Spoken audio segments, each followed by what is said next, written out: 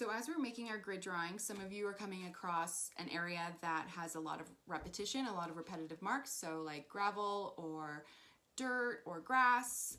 Any of these kind of surfaces will have a lot of mark making. And can we sit there and draw each and every single detail? Yes, we can. But do we want to? No. So what artists do is we come up with an abbreviation, a shorthand that will imply the rest of the space. So I have a couple examples here that aren't technically pencil drawings, but they kind of show you what I mean. So here is a photo negative print of the image that I made a painting of. So there's a lot of grass detail in here. And I made a painting of this, and I could have just made everything stick by stick, piece of grass by a piece of grass, but I don't think it needed to do that. I think that I came up with a mark that implies all of that. So what I did is I just kind of gave it a little bit of chicken scratch here and there, and it is not detail for detail,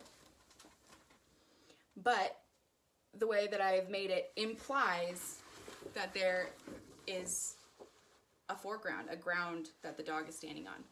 So for that, you can see the comparison again.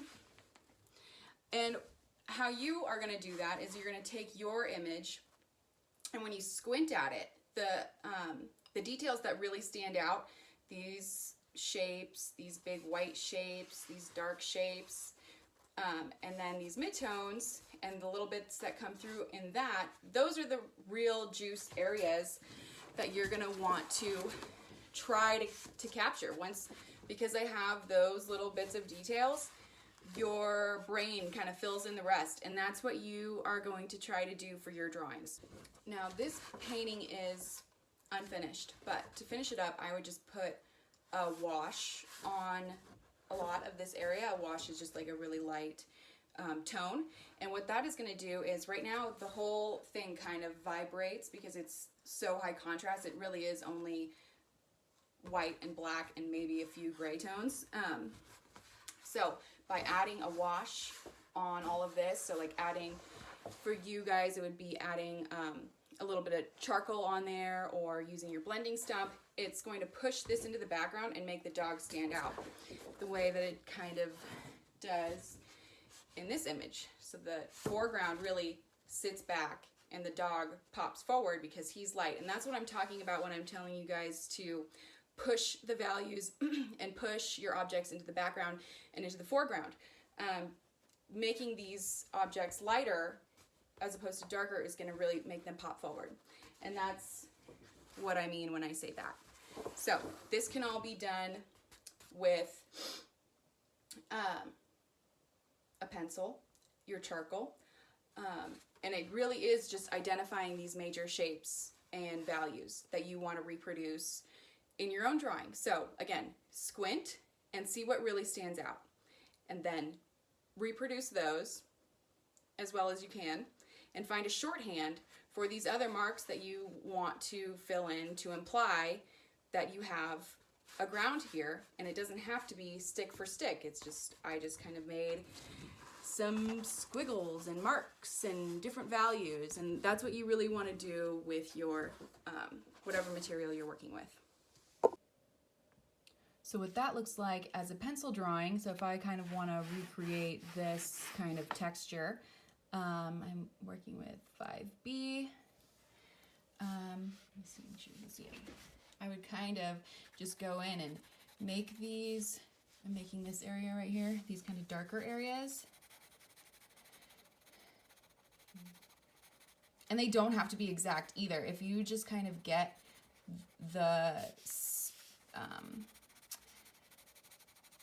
the idea of it, you know, I'm really focusing on there's a really dark here with a nice mid-tone around it, dark here.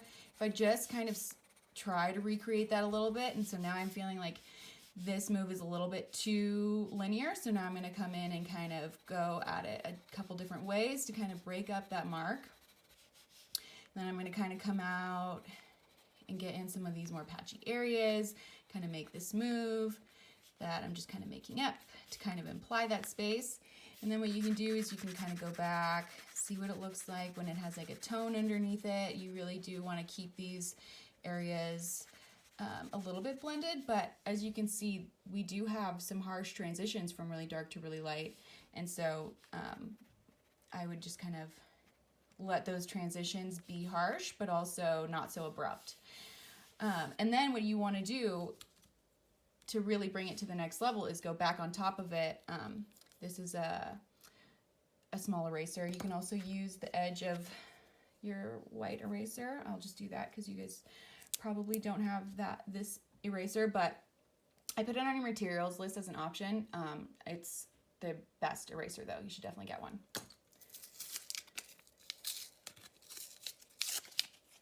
So I'm just going to use a hard edge, and then you can just bring highlights back into it. And you're really, then you want to go back on top with a blending stump. And really, you know, it doesn't have to be perfect. It doesn't have to be one-to-one. But simple things like that are really going to do a lot of the groundwork for you in terms of making these drawings and getting these surfaces to reflect in your drawing.